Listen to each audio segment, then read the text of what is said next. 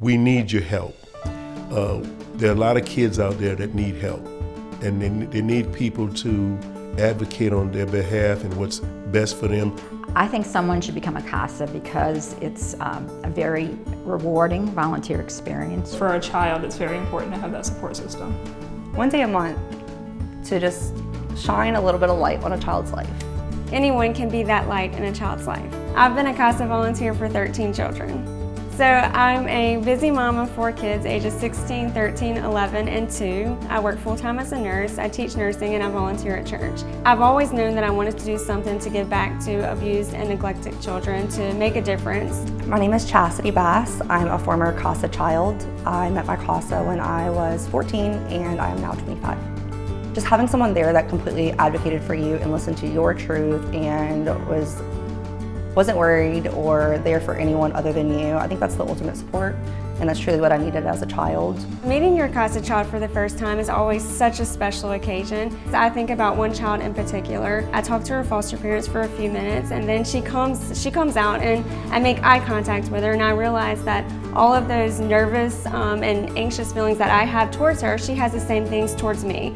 So it was in that moment that I realized just how special CASA was and being a CASA volunteer was. I believe that was the beginning of such a beautiful relationship. So the first child I met was a 17-and-a-half-year-old. That was a bit challenging because there was a lot of stuff that was going on with the kid, but I just left myself open to listen and hear and understand where that individual was. Let him tell me what he wanted to talk about, not just pry and pull. Let him know that I was there for him. That's the first thing you do, is you're there for the child. I just want to understand where you need help to advocate on your best behalf. I met Patricia when I was fairly new to being a CASA. She wasn't my first case, but she was one of my first.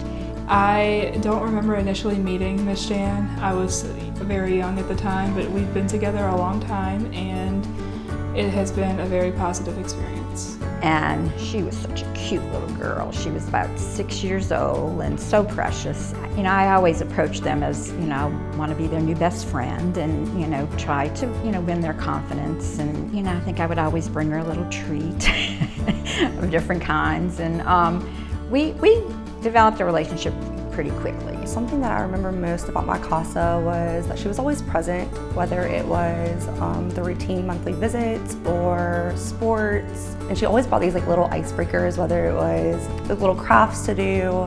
And I think essentially it like allowed me to connect with her outside of the case. We just kind of built a relationship based around those little icebreakers and her being involved with my family. It just made you feel natural.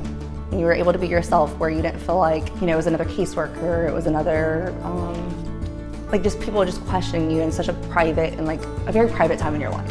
I truly loved her for that, and I didn't realize that at the time, but in hindsight, I see what she was doing. She is very much a part of, I'm gonna cry. I love her so much. Court is intimidating for a child, and you know, it's our job as CASA to go in and be the voice of the child when they are too intimidated to speak. Court dates were always very long processes, and I think having like a CASA worker there to keep me company made it not such a dreadful process. So my supervisor has been very helpful with keeping me on target with my interviews with the kids and with the parents, and preparation that's involved in getting prepared to go to court. My experiences have been that the judges do take the CASA recommendations very seriously. The outcome is what's supposed to be for that child. Seeing them placed with their forever family or seeing them reunited with their biological family, all of those things is very rewarding. Only takes one person really to listen to what a child is saying, to look at their surroundings, their environment, and then to advocate on behalf of their best interests. I don't know why you wouldn't want to be a light in a child's life. It's really gratifying to me when I can make a kid smile. Anyone can be that one person. Moms, grandmas, baseball coaches, college students, anyone can be that light in a child's life.